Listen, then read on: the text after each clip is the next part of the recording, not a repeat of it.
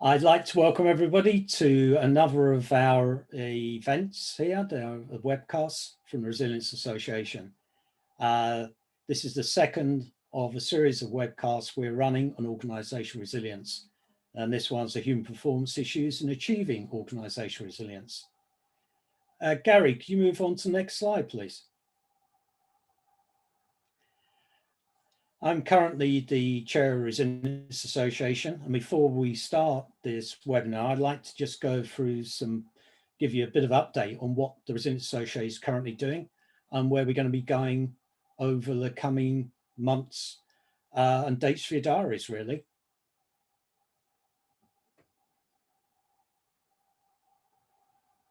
Okay, Gary. I always put this one up here just to remind people that we're aiming to be a global association. Currently, our activity is organised through the UK, but we have representatives who are looking to be part of this organisation around the world. And we're always looking for volunteers here. If you are interested in following us on our journey, if you could go to the info@resilienceassociation.org and send me an email. You can always go to our website, and I recommend you do this if you're not already registered on the website, because we're sending out information to those registered there about events that are running. So it gives an easier way to get communications out to you. On the website, you'll be able to see all the points that are on this slide there, and a lot more about events we've run in the past. This event is being recorded and it will be put onto our website in the coming weeks, and you'll be able to then go back over some of the points that have been raised by our speakers that we have today. We will be using a chat facility, so if any questions you'd like to raise of the speakers, please make sure you use that. Or again, you can send an email to us at info@resilienceassociation.org, and I can pass it on to the speakers on your behalf. Next slide, please, Gary. Now, some of the things we've looked at over previous event are the sort of challenges that businesses have been up against, more so because this unprecedented event of COVID-19. Obviously, there's business continuation, supply chain management, technology, computer networks, and they're still going wrong as we speak. Information, data security, so much ransomware attacks that are happening at any one time, and also the individual's mental health. And certainly as an association, as you'll see from the first slide, we do support charities, and we have raised quite a bit of money alongside the Disaster Recovery Institute International in putting together a package for Mind and Help for Heroes. Some dates for your diaries though. This, as I said, was our second event in organisational resilience. We have another 3 scheduled, and also our annual resilience debate. So on the 30th of September, we're hoping to deliver Measuring Performance and Organisation Resilience Programme. On Thursday, 25th of November, plan to deliver Adapting IT Communication Support Organisation Resilience. And on Thursday, 27th of January, we're looking to run our annual resilience debate. And then next year on the 24th of February, again on Thursday, plan to deliver risk management techniques for organisational resilience. So we've looked at this subject space, and we're trying to open the debate with everybody. And as we're opening this debate, we're also seeing requests for information. And so I have a committee meeting next week, and we're going to be looking at the National Resilience Strategy. It's been put out there for a response by the 29th of September. And Resilience Association will be entering that debate. But one thing we want to get back to is some face-to-face meetings, but combined with Zoom, so we can reach out to all parts of the world. And on Wednesday, the 29th of September, we're going to combine with the 2080 Club at the Counting House in London. It's just in Cornhill, near the Bank of England. and we're going to be running an event there from 17:30 hours. So, you know, again, it's all subject to any further changes we could see from COVID-19, but I've been up to London over this week and previous weeks. The place is what you would say really building up, certainly on the tube system. So I hope you can put these dates in your diaries, and if you want to keep involved, remember, just sign on to our website and register your intention to be kept updated through the association. Okay, Gary, next slide, please. So it's time for our presentations. And obviously we're looking more at the human performance issues in achieving organizational resilience. Could we have the next slide, please? Our first speaker is going to be Emma-Jane Beattie. We have had to have a change to our agenda today, only because another our speaker, Kerry Fletcher, who was going to follow Emma-Jane, has had to drop out because of operational reasons in her work. But we've been able to find a standby who was previously going to be chair here, Dr. Aaron Gracie. So you're going to see a slight change as we go through here. But Emma-Jane, she's been actively involved in a response to COVID-19, the Shrewsbury explosion, swine flu, to name a few, as they say. Emma-Jane is skilled in emergency planning, response and recovery, training, exercising, teaching, lecturing, and curriculum development design.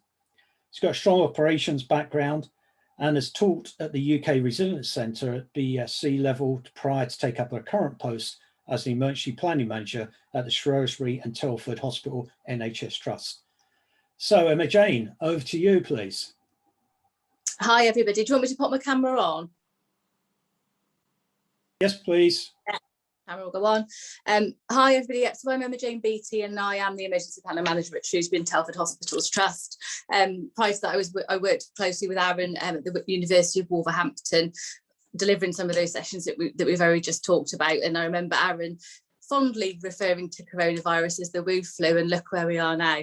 But that's another story for another day. So yeah, I'm employed by Shrewsbury and Telford Hospitals Trust. We're a hospital in the West Midlands, so in the county of Shropshire, which is the largest inland county in England. The trust has been tarred with a number of kind of media media issues in terms of the Ockenden review and things like that. So we've really been in the spotlight as an organisation, and we've also, but probably widely known that we are a trust that requires improvement. So the fact that being employed by the organisation that's already in a tricky kind of place already, plus the coronavirus, plus all those extra pressures, I think the fact that we need to make sure that our organisation is resilient as possible for any eventuality has never been so important. So thank you all for inviting me along to present one of our incidents that we've dealt with concurrently whilst dealing with coronavirus at the same time. So if we want to go on to the next slide, please, Gary. So that's just the introduction one, so we can skip on to the next one. So just to give a bit of an outline of what I'll discuss today. So I'll give you a bit of a timeline of what happened during the incident that I'll be talking about today. I'll talk about some of the lessons that we identified. I think earlier on we talked about how important it is to recognise that in order to improve, we need to really reflect on our response to any kind of disruption to our organisations with a view to making those improvements going forward. I'll highlight some of the recommendations from our action plan that we did during our after action review. Look at the human reactions and some of the pros and cons around that for our organisation, and then look at kind of what that means for us as a trust in terms of making sure that we're more resilient to any kind of disruption that we might face going forward. So can I have the next slide, Gary? So this is just a bit of a timeline really, and I think the incident I'm going to be talking about today absolutely was not a malicious cyber attack at all. It was a bit of an own goal, but again I'll talk about that as we go through the slides as well. So as we know, often things will happen out of office hours when most folk have gone home for the weekend. We know that the trust obviously is a 24-hour service, but operationally most ops people have gone home by 5 o'clock on a Friday night, forgot about the weekend, which was a bank holiday. It's one of those things, isn't it? One of those perfect storms. And we always know and understand that these things tend to happen when most folk aren't around in the organisations that we work for. So early on in the morning on Sunday of the bank holiday, the IT team were alerted to the fact that there was high temperatures in our switch room at our Royal Shrewsbury Hospital site, and they quickly attended the site, and then we realised that lots and lots of systems were then impacted as a result of that. And we live in a modern world, we're so reliant on IT systems, and possibly don't necessarily consider those paper-based workarounds that we all know we should be familiar with. So that's kind of some of the lessons that we'll pull out of today as well. We've got an off-site executive and an off-site manager on call rota, so they absolutely attended the site to support our ward level staff and also our clinical site teams in making decisions, and then supporting staff who weren't necessarily familiar with what they needed to do when all of these systems did go down. Systems started to come back on quite early on, and I think one of our reflections as an organisation is that actually this was quite a short kind of period of time that this disruption occurred for. And when we look at the reasonable worst case scenario of a cyber attack potentially bringing systems down for 5 days, it could be a whole different story. So that's just to give you a bit of an idea as to what happened on that fateful weekend of the bank holiday this year in May. So can I have the next slide, please? So these are all of the systems that were then affected, and you can see lots of those systems are there to support safe patient care and to support flow and capacity in the hospitals, which we absolutely know is a current issue with ambulances parked outside hospitals. We need to get people in, we need to get people out, and without all of these systems being in place, really kind of led to people being in the wrong time, in the wrong speciality, which obviously impacts on their outcome in a negative way. So like I say, all of these systems were impacted for those couple of hours, and the reflections have been in our organisation, well actually if this was for 5 days, what would we do, and what would that backlog look like, and how would we cope with that backlog? So in some ways it's one of those, isn't it? We can learn from these issues, and fortunately this wasn't a prolonged incident, so the lessons that we have learned we can really drive forward to plan for that risk of a cyber attack as well. So can I have the next slide, please? So I've just popped on there some of those clinical impacts, and obviously you'll have the slides shared with you anyway. But it goes back to the point that actually we couldn't do blood test results. Doctors weren't able to get their results. We couldn't look at X-rays. So on the ground, on the ward level, it was a real issue for our staff that were working at that level. And the fact that they hadn't necessarily considered this as a risk at that level highlighted to me that we need to work from the board level right down to the ward level, so that people understand what they need to be doing in the event of any IT disruption as well. So could I have the next slide, please? In terms of human reactions, and after we did some reflection from this incident, we worked really closely with our information team and with our IT team. We've got an information asset register. It's not complete. People are often reluctant to understand what it means if they're an information asset owner, and actually it's their responsibility to make sure that they've got those workarounds, those business continuity plans in place to deal with any disruption to any of those systems that they're responsible for. I've already talked a little bit about flow and capacity, and I think our staff were really concerned about the patient safety as a result of this incident, especially in our emergency department, where they couldn't see where the patients were, and they weren't familiar with using those paper-based workarounds either. There was a clear unawareness of the risk on the National Security Risk Assessment, which is a likelihood of 4 and an impact of 5. And I know you've already alluded to the fact that in terms of our horizon scanning going forward, this is one of it's not if, it's when this might happen to us as an organisation and other organisations that support us. Majority of our phones are voice over IP phones, which obviously brought its own challenges with it. Folk weren't aware that actually the red phones were still analog, so didn't think, oh, let's pick up a red phone and use the analog red phone rather than the voice over IP phones, which again we've learned from that, and have encouraged people to keep a list of those digital and analog phone numbers, and also mobile phone numbers as well. Our UPS was only able to be supported for 20 minutes, which is absolutely ridiculous, bearing in mind our IT on-call staff live much further away than 20 minutes away. So like I say, it was a bit of an own goal there, and we're looking at investing in increasing our UPS capacity at both sites.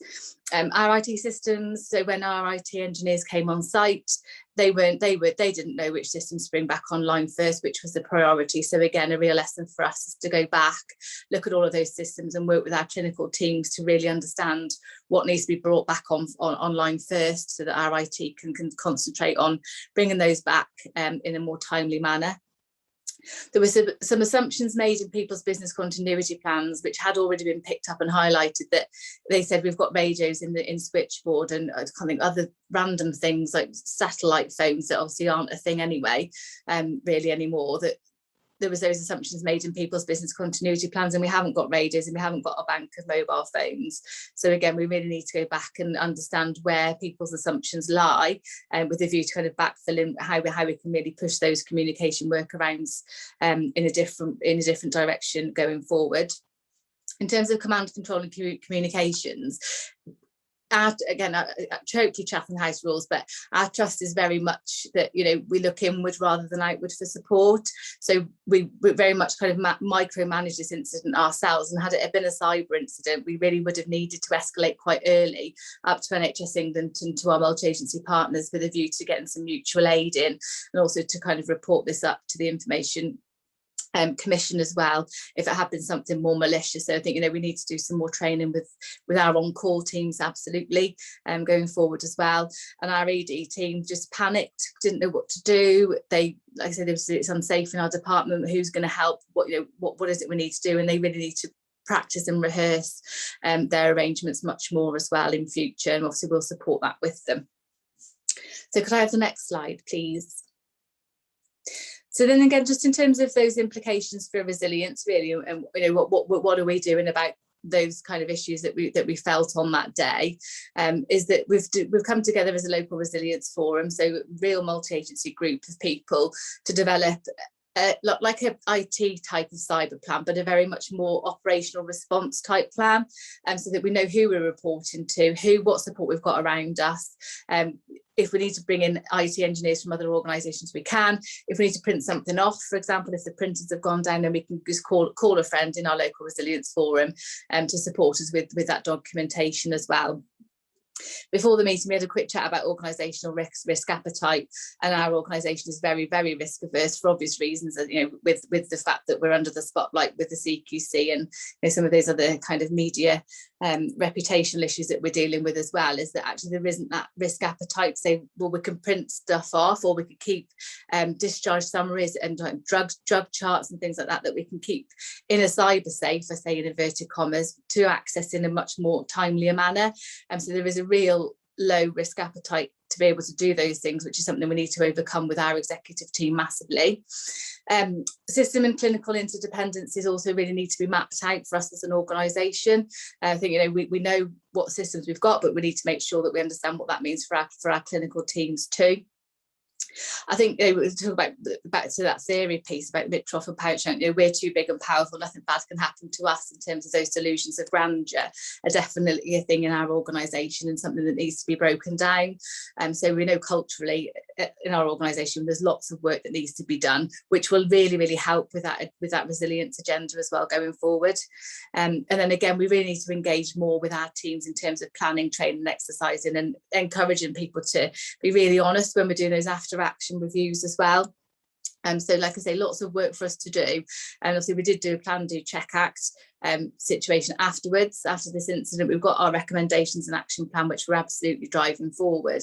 But I think, you know, it's one of those things we really need to get everybody actively engaged and make resilience everybody's responsibility, and that's something that obviously is a challenge, but we're absolutely working on that with all of our teams in our organisation.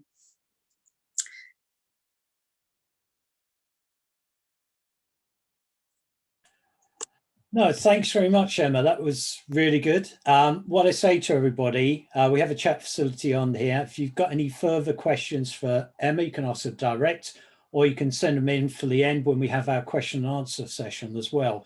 So please, you know, don't be shy, use it, it's there. And I think it's a good chance to open the debate in lots of different areas. But we hope to do this at the end. We've arranged questions that have already been sent in as well. So yeah, if you've got them, please send them in through the chat facility now. Okay, Aaron, I just want to say a little bit about Dr. Aaron Gracie here. Aaron has over 25 years top level experience, having a PhD in developing an organization resilience maturity framework. And that is a really good piece of work he's done there. He's also a lecturer at the UK Resilience Centre on MSc and BSc programs and a senior education advisor to the military. Okay, Aaron, over to you, sir. Cheers. Thanks a lot, Steve, and welcome. Gary, can I have the first slide, please? Cheers. Excellent. And the next one. Thanks very much. So for me, for the next 12 minutes, I'm just going to look at the human dynamic and the world that we're living in and how the human dynamic links into building resilience within an organization. The key bit is that we've got to realize that we're now living in what's termed as the new normal, or the VUCA world, the volatile, uncertain, complex, and ambiguous world. We have global supply chains, we have inter and intra-national organizations. We have organizations that span the globe from one area to the other. And with that comes, long-reaching supply chains. But we're now seeing the other side of the house as well, which, if you look at the news recently, the supply chain issues with China with semiconductors, and also with other key concerns. We saw the issues with microchips recently as well, and the fact that the longer your supply chain gets, the more risk you put into it, and therefore the more resilience frameworks you need to build into your organization. As I said, it's the new normal. We've got to accept this is where we are. It's not going to go back to where it's been 20, 30 years ago. We are becoming more complex society, and therefore we need to address that. We're seeing more hydras, creeping crises, and black swans arriving. And the key bit there is understanding how we operate within that area. And for us, businesses need to understand that the ever-present threats that are out there, how they can impact our organization resilience, and what we need to do to operate within this environment. The option of sticking your head in the sand doesn't exist anymore. We need to be proactive in our planning and understanding our threats. And I'm going to look at one of the threats and how the human dynamic of an organization can be both a risk or a vulnerability, but also a control measure. Next slide, please, Gary. So just a quick run through what happened in a disruptive event journey. So as an organization, you're starting at, as you can see here on the far left, business as usual. And there'll be a certain level of resilience capacity you've got, your baseline resilience capacity. And that gap between business as usual and your baseline resilience capacity is your resilience gap. What happens if I hit an event? Where do I go back? Where do I fall to? And that is shown as, as you see there, that curve takes a rapid drop down to the baseline resilience capability when you hit a disruptive event. Doesn't matter how good you are. If you hit a road bump or you hit a disruptive event, it will shake your organization. Depending how effective your baseline resilience is, depends how steep that drop is. And that's a key thing to remember. The better your baseline resilience, the shallower your drop. You will drop down to that capability, and then quite quickly you'll kick in your immediate action drills, your instant response, okay, your rapid response. And your teams will kick, and there'll be a few bumps as you try and kick in and get your instant response teams operating, and you start building in your information networks. And as Emma highlighted earlier on, that rabbit and headlight moment as you try and figure it out. So that there are bumps in the road. As you crawl out of your instant response, you go into your business continuity plan, then you start looking towards recovery, and you start then building in recovery, and then through into back to, as most organizations would call it, normal jogging. But that will be below where you were originally as business as usual, because the environment will have changed. Your stakeholders' mindset with you will change. You may have lost staff, you may have downsized, you may have lost market share. So you're never going to get back to your BAU. At the same time, your operational experience will have increased, as will your baseline resilience capability. But you've learned it the hard way. You've learned it through a crisis. And then from that, the good organizations will stop, they will have a look, they'll do organizational learning, after action reviews, what happened, why, what did we miss, how can we stop that happening again? That action, those activities actually then start to increase your capability and takes you above business as usual, because now you know what happened previously, you know what you missed, you know what gaps you had, and you've taken things to address it. Okay, so that's your performance improvement. And as you can see there, by doing those actions, you're getting a resilience improvement, which is then narrowing your resilience gap. So those are the things you need to consider. And that's the resilience journey. Good organizations have a shallower drop at the beginning and a far greater lessons learned process and a resilience learning at the far end. Okay? The bit in the red is your lost performance. Good organizations have a small amount of that. The poorer organizations, those that don't invest in the human dynamic capability and resilience building activities, have a larger, sharper drop, longer time to recover, and therefore a greater loss performance area. Next slide, please. Okay. So journey in practice. That's nice to have as a very academic model. How does that show out in practice? Okay, so this happened only last year, and the target was one of the critical national infrastructures for UK organisations. So there's about 35,500 staff, okay, within the organisation itself, and then a supply chain of about another 10,000. Okay, but it has an impact. When you look at the impact, you're probably looking at about 130, 140,000 staff, and then it has a wider impact to UK PLC complete. So it was a cyber attack in November 2020, and it was malicious. It was aimed at crippling the network, information theft, and ransomware. Okay, so it was a proper malicious attack. At the same time, while this was ongoing, most of the 35,000 staff were working from home. We were right in the middle of the pandemic. Its business continuity strategy was dislocate as many staff as possible, work from home, utilize a robust IT network. So it thought. So you've now got 35,000 people, let's say two-thirds, three-quarters using that network on a daily basis. That's a large demand of a network, and suddenly you get a virus attack. So that is the conditions we're dealing with. Okay, next slide, please, Gary. Okay, so how does a malicious attack happen? It's really, really simple.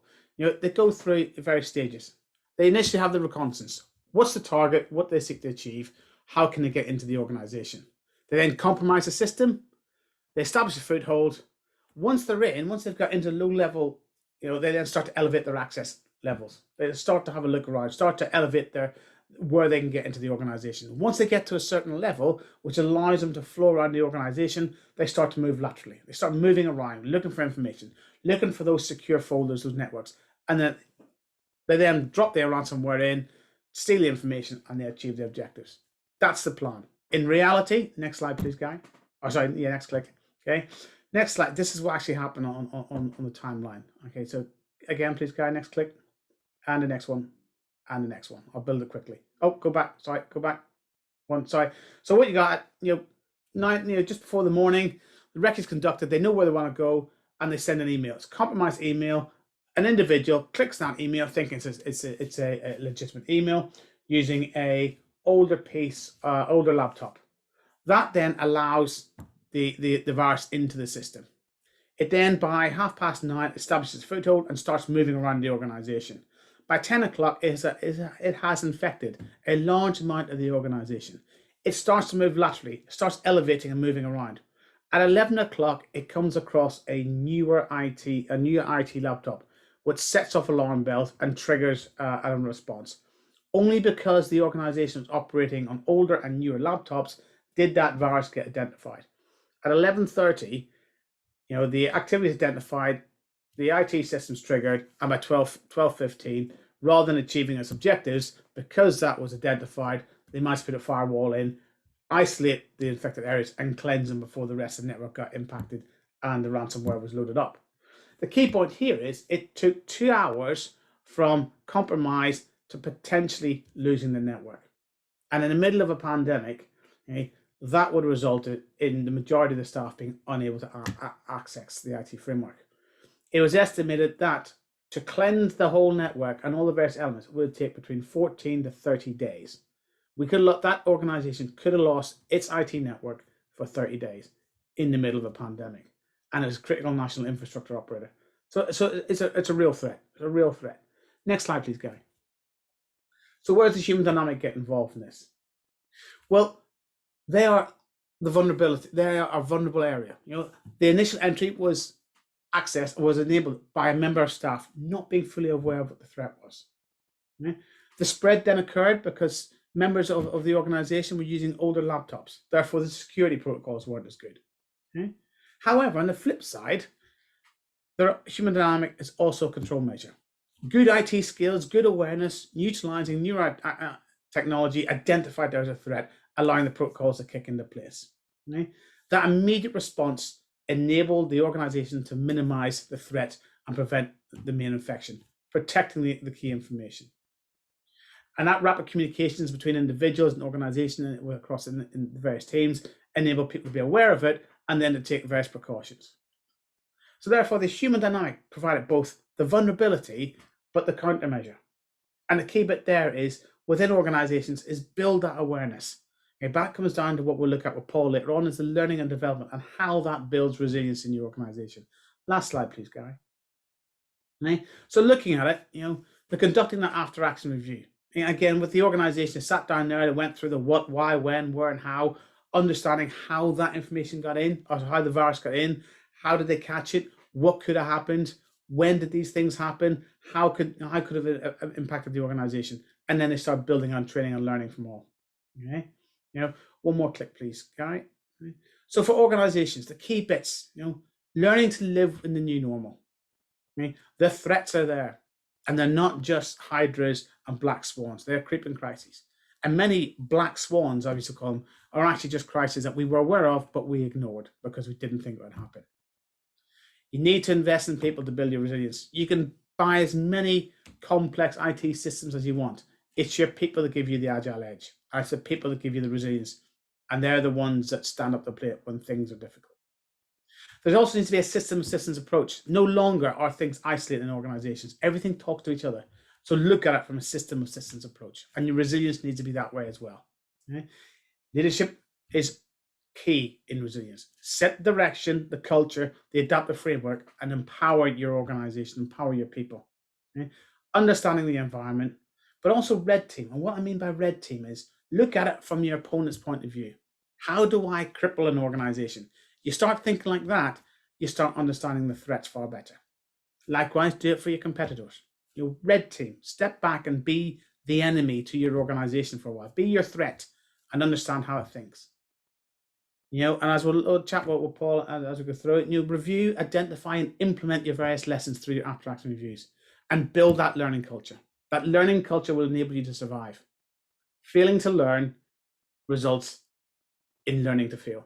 And don't be that organization that actually everyone else looks to and goes, don't do it that way. Okay? Be the organization that learns from others' mistakes. Get the hard learning points without actually going through and experiencing the pain yourself. Okay? And that's my time. And feel free, any questions you want to add or anything you want to place, drop in the chat. Steve, over to you. Yeah, thanks, Aaron. Can you stay on? Keep your video on. Yeah, cool, will do. Absolutely. We're going to try something slightly different here. Paul, do you want to come on, please? I'd like to introduce Paul Matthews here. Paul is one leading learning and development experts with 3 best-selling books to his name. An accomplished keynote speaker. He speaks around the world on a diverse range of topics. He brings learning development to life with stories from extensive travels that fascinate and inspire. He is known for reducing complex theory down to practical tools and sharing them in a way that everybody can use to get better results. As well as being a sought-after speaker, Paul provides consultancy services, trainings, workshops, and webinars for blue-chip clients in the UK and beyond. Okay, Paul, now we're going to do something slightly different to the past. It's going to be a joint Aaron interrogating you and you responding, as I understand it. Okay? So I won't interrogate. I'll ask nicely. Okay, well, that's fine. What I would say to everybody, those who've been passing questions, really thank you for them. There's some really good questions that are coming in. Keep using that chat facility. Keep moving those questions back and forwards. Okay, right. Over to you, gentlemen. Okay, cheers. So welcome, Paul, and thanks for joining us. Just a quick one. Based on your knowledge and background, with the developing teams you've done in large and small organizations, how do we see learning being involved in the development of resilience? I mean, in your opinion, that link between learning and resilience. I think I was very interested in what you and Emma Jane were saying earlier, is that there are things that you're aware of that could happen, but are sometimes ignored. So even though people know something, they maybe even learned something, they still don't necessarily do that much with what they've learned. They continue doing what they've normally done. So I think a lot of it comes back to behavior. So if you think about it, your resilience in an organization, I guess, and I'm speaking out of turn here because I'm amongst resilience experts, but it seems to me it's made up of people and processes and plans and systems. And it's the people stuff that I'm much more comfortable and familiar with in terms of how to work with that aspect of resilience. And if you're thinking about people, a question to you would be, if something kicks off, if we go into that red area on the graph that you were looking at it, and you were then looking at supervisors and managers around the organization and people in their teams, how would you know they were behaving resiliently? In other words, what evidence would you have that they were behaving resiliently as opposed to not doing so? So it kind of comes back to behaviors, I guess. So it's about how can we help people get to a point where they will behave in a way that's resilient when the situation demands it. So that's interesting. Rather than just try and teach them a lot of stuff. You see what I mean? Yeah, absolutely. And that's very interesting because that comes on to more like you're building a culture. And with that now, what would you see as the real challenges of building that learning culture in an organization, especially if, as you highlighted there, that resilience piece is the ability of individuals to operate, in a proactive, engaging way, even when they are on the knife edge of a crisis or walking into that red area. So for you, what are those real challenges an organization faces when building a learning culture? Well, again, I think probably it's not so much a learning culture, it's much more about a performance or a behavioral culture. What's the appropriate way we want people to behave when the proverbial hits the fan? Mm-hmm. Now, a lot of those behaviors will be the same sorts of things they need to do just when business is tough or things are operating as normal. So we're not often asking them to do anything super extra. And they may need to bring extra knowledge or skills into play, particularly extra knowledge when something unusual happens, the black swan event or whatever. But a lot of it is about saying, well, actually, how would we want them to behave? How are they behaving now? Or if you have had, as Emma Jane went through, a crisis that was bad, but actually could have been far worse. So you've got the luxury of learning from that. And in some ways, that could be a cheap lesson if the crisis wasn't huge. So what have you learned about the way that people behave in those circumstances? And then you've got to stop and think, well, what is stopping people from behaving the way that we would like to see them behaving when we get into those events? And one of the issues there at a cultural level, of course, is those events are unanticipated. They happen out of the blue typically. They're not planned. And so you can either do some kind of practice scenario beforehand to say, well, if this happens, how would we respond, to enable people to practice the skills they might need if that sort of event kicks off. But of course, a lot of the time there isn't a great impetus for them to learn that. They're much more interested in their inbox and everything that's sitting in there, sometimes festering for weeks before they can get to it. They are so busy, the last thing on their mind is, well, what happens if our environment changes considerably due to some kind of black swan event that we don't even know about? And we got somebody over there in the resilience team telling us this. Well, actually, we're too busy day to day anyway. So one of the biggest challenges often with getting people to learn is to get them invested and involved and engaged in that learning so that they are willing to engage with it and willing to practice it and do things that might not immediately give them immediate benefits, but will give benefits if that event kicks off.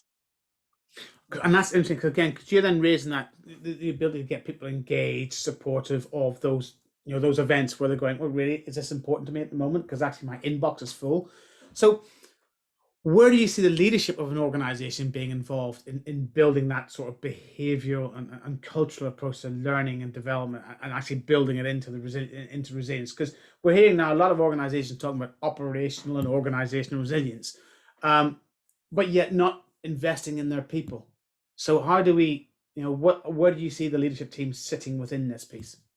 Learning, there's a huge relationship between learning in an organization and the way leaders lead. And it isn't because the leaders are up there saying learning is good, learning is wonderful, we should all be learning. Now, there's nothing wrong with them saying that, but what's really important is the leaders are up there leading. And what I mean by that is they're pointing to this place on the horizon saying, that's who we want to be, that's where we want to go, this is really great. And they describe it in a way that's real and meaningful. They say, let's go, and people want to follow.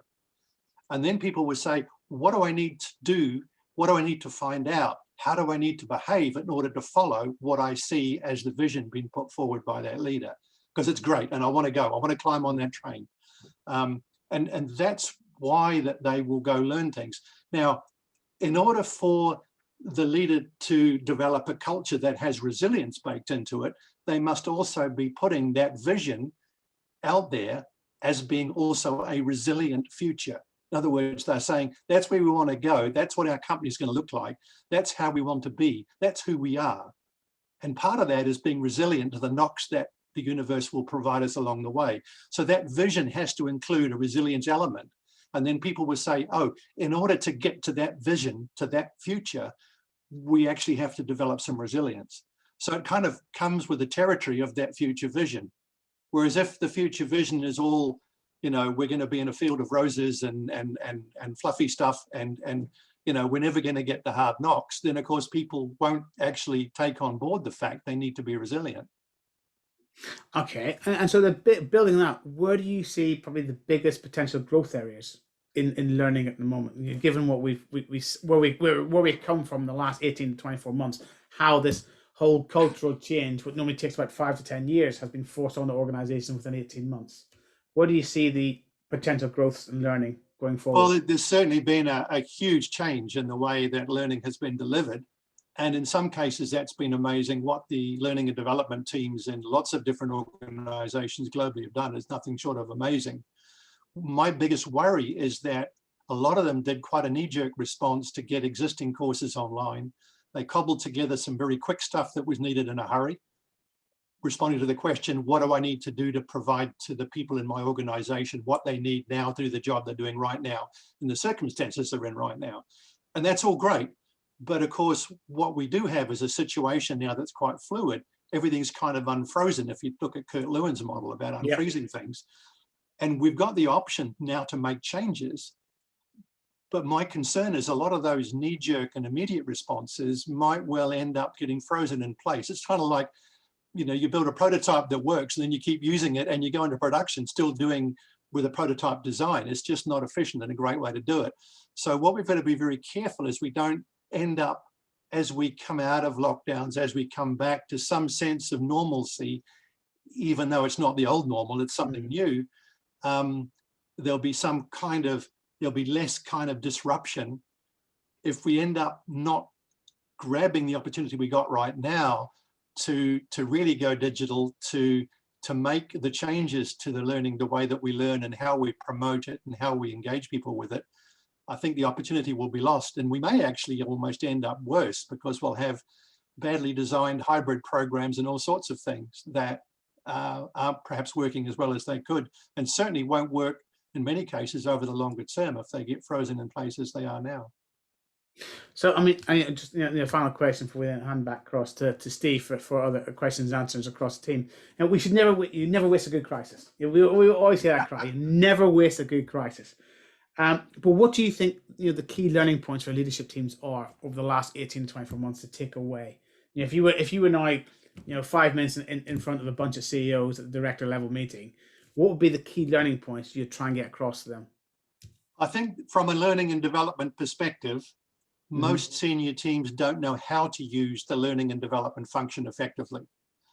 So I think what a lot of leaders have learned is that they were interfering too much with what learning and development was doing, saying, oh, just put them in a classroom, get on with it, train them the way we always did.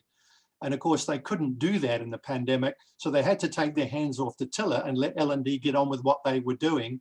And L&D picked up the ball and ran with it and got a lot of stuff running remotely.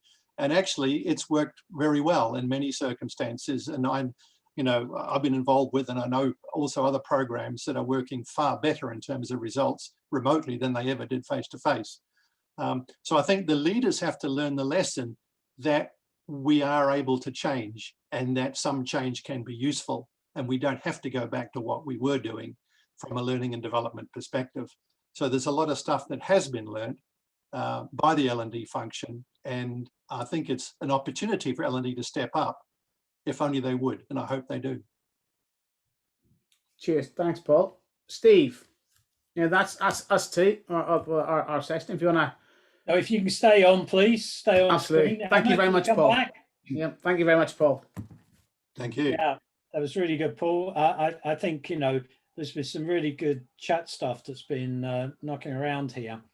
And whilst waiting for Emma to come back, I think it's one of the biggest challenge that we're seeing are these big digital transformation programs that are going ahead, which in the main are replacing people with technology. Okay, we need technology.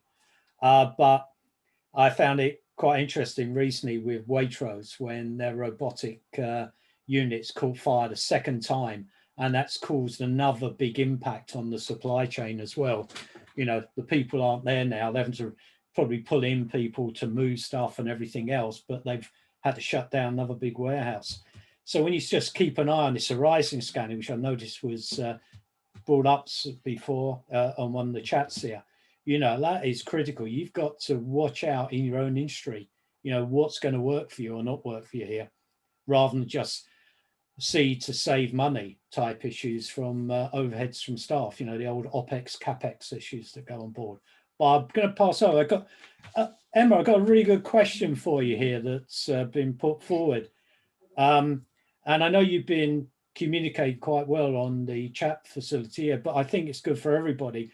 I mean, what change have been made or are needed to improve the human factors associated with organizational resilience from your experience, Yeah, I think we've talked about the resilience strategy, haven't we? And I think in some ways, hopefully that'll encourage communities and employees to become more familiar with the risks that we face, and hopefully will be a bit of a driver for all of us in the resilience community to make us more prepared for those new emerging risks that we might face going forward. Obviously, we've talked lots and lots about training and exercise, and then I think in the chat we've kind of said, isn't it, it's difficult on teams, but there's different ways of doing things, isn't there? I think there's always an opportunity to learn from how other people are engaging with people, and obviously when people are busy on the wards, we just need to be more proactive with those members of staff and go to them rather than expect them to come to us. So very much different ways of working. I also think terminology in terms of organisation resilience and business continuity can often be a bit of a barrier. We talk about RPOs, don't we, and all these other acronyms, and it means nothing to people that aren't specialists. So I think to strip away all of that kind of stuff would be really useful for us as an organisation. We absolutely try and do that when we're developing our business continuity plans at a departmental level as well. So no, thanks very much for that one. I mean, it's over to you now, Aaron, because there's another good question that's come in, which is, and I think we've got to, as you're saying, and we've got to look at people as people, and we've got to understand their level of knowledge and everything. But Aaron, as you've given it, you identify people as a vulnerability. How do we seek to reduce that threat to an organisation? I think that's a good one, and this ties into the stuff that Paul's been saying earlier on. It's and I know someone mentioned in the chat, why didn't I have a who in my little 5-circle diagram? If I put a who in there, straight away someone then gets blamed if something goes wrong. So we don't want blame being attached to anyone. We want to understand why. By understanding why, we then understand where our gaps are, and then we can start developing our staff, our capabilities, and trying to close out those holes in the Swiss cheese, for a better example. So developing our people through understanding what's gone wrong and why, and then building learning frameworks that those behaviors, as Paul came on, and actually looking at the behaviors of the organization, but going back, what's the organizational value, its vision, its end state, where does it want to get to, and how do I build my people, develop my people, help my people learn to achieve that. Too many organizations, and we've seen it during the pandemic, too many organizations have seen resilience equals use the cloud system or buy software as a service, downsize, get rid of people, and actually they're increasing a reduced level of resilience, because it's the people who are your agile edge. You hear military organizations talking about the agile element with people. You look at the real good organizations which are actually investing more in their people and their people development, because they realize, yes, they're expensive, but the same way, if they are the ones that can create the agile response to a crisis, then they are far better placed than the other ones down the road. And the other thing is, to lose an individual, you're talking about between a £40,000 to £50,000 bill just to go through a normal recruitment process and getting people in, and in the 6-month gap from a new person getting up to the level where somebody else was. And that's at the lower levels. When you're getting into more technical roles, it's even more expensive. So actually that building of retention and engagement and your talent management, so all those aspects. And unfortunately, I've seen it in a chat, operational resilience or organizational resilience isn't just about linking risk and business continuity and instant response. It's all the other stuff: your research, your development, your investment in people, your talent management, your recruitment processes. And too many organizations don't see that as being part of the resilience question, when it is critical. And when organizations start realizing that people are heavily involved in their resilience equation, then we might be seeing a far better response to resilience capability. Thanks, Aaron, because I'm leaning to Paul here, really, because you mentioned that word agile, and it was quite interesting on one of the chats here. It talks about agile frameworks and leadership. Paul, I mean, if you want to make a change to leadership, how do you do that for your learning development, in this resilient space? I mean, I'm looking for that magic bullet, I suppose, really, to help everybody out there. Is there a magic bullet that suddenly you can, that 5-minute pitch in the lift, how can you change that views of leadership towards this level of people and the need to actually make them more resilient within the organization? I don't think there's a magic bullet, silver or otherwise. Are you blown it for me? But there is a simple place to start, which is where most people don't start, which is looking at that future vision, saying, in 5 years' time or 3 years' time, whatever it is, this is what the company needs to be. This is the culture we need to have. This is who we want to be in 5 years. Okay, where are we now and what's the gap? And then in order for us to be that company in 5 years' time, who do the people in that company need to be? What sort of leadership are they going to need? What sort of management will they need? What sort of structures, processes, systems will they need? And then you can say, what are all the gaps between where we are now and those things that we know we need in order to meet our vision of 5 years? Then you've got to start traversing those gaps and saying, actually, what's stopping us traversing that gap? Rather than how do we force ourselves across the gap, it's usually better to start with what is restricting or restraining us from crossing the gap. If you're trying to push your car along the driveway that's got a brick under the front wheel, it's a lot easier to pull the brick out than to go and get 10 friends to push it over the brick. So start looking for what's restricting people from doing what they need to do. Now, that might be knowledge, it might be practicing some skills, it might be systems that aren't working well enough, it might be old laptops, it might be old technology, it might be all sorts of things. And there's a whole lot of different tools you can bring into place, even just a simple old cause effect, fishbone diagram, to start looking at where those restrictions are, where the barriers are to people becoming who they need to be in 5 years, so that we become, as an organization, who we need to be in 5 years. Thanks for that. You didn't give me a magic bullet, but I fully support what you said there. It's not an easy answer to effect that sort of change. But I think from your point of view, Emma, now that the event has happened in your world and everything, have you seen any changes from everybody? Has there been, like, everyone's now coming in behind you, and is there a view to investment in this area? Absolutely. I think, have been able to share the national security risk assessment, obviously it is official sensitive, but absolutely demonstrating that on that matrix, which is so visual, isn't it? For lay people, even, they can see, right, that's a really it is a matter of when, not if. So we've really got a lot more traction in terms of being more aware of that cyber threat.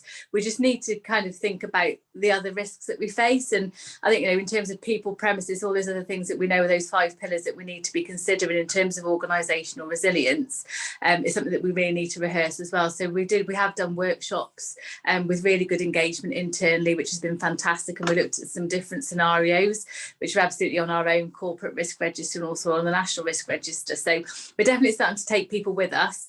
I think the pandemic's been a massive assistance in kind of driving that forward as well, and hopefully can use that pandemic response as a bit of a vehicle really, and a bit of a stick to beat people with. As an NHS organisation, we're fortunate enough that we are audited every year through NHSEI core standards. So again, we can use that as a bit of a beating stick to folks. Say, look, if we're not compliant, we know we're already in trouble with CQC, so let's kind of maintain that momentum. So in some respects, the pandemic's been fortuitous to us in enabling that kind of business continuity and organisational resilience piece. So yeah, in a much better place than we were this time last year. No, thanks for that. Thanks for sharing that one, because it sort of leads me into something which I've sort of been reading a lot about over my years in this world of resilience, but high reliability organisations. It's something for Aaron and Paul here, really, because there was this goal that organisation were looking for. It could be any type of organisation. How do you become that high reliability organization? And a lot of this was down to people issues. Is this something, Aaron, Paul, you've actually got engaged in at all in helping organizations move along that path? Paul, do you want to go first? Do you want me to take it? You go for it.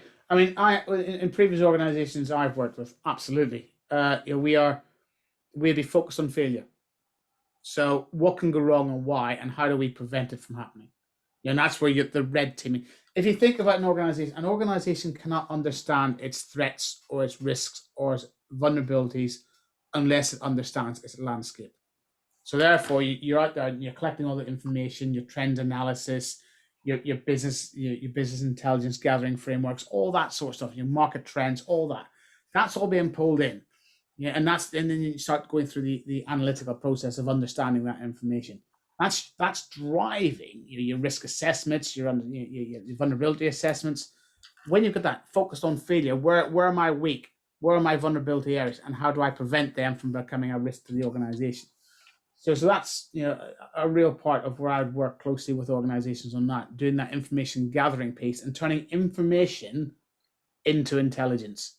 And then when you've got that, you can start going through. I think somebody mentioned it in the chat. You start going through your horizon scanning, your deep dive. What threats, what risks, what vulnerabilities have we got? How do we address them? What control measures do we need to put in place? Is this a cultural issue? Is this a behavioral issue? Is this a technical issue? How do we address it? So I've been involved in organizations taking that sort of approach. I don't know about yourself, Paul. Well, not directly, because I'm much more focused on the learning and development side, obviously, and how to enable that to have effective results so people start performing better.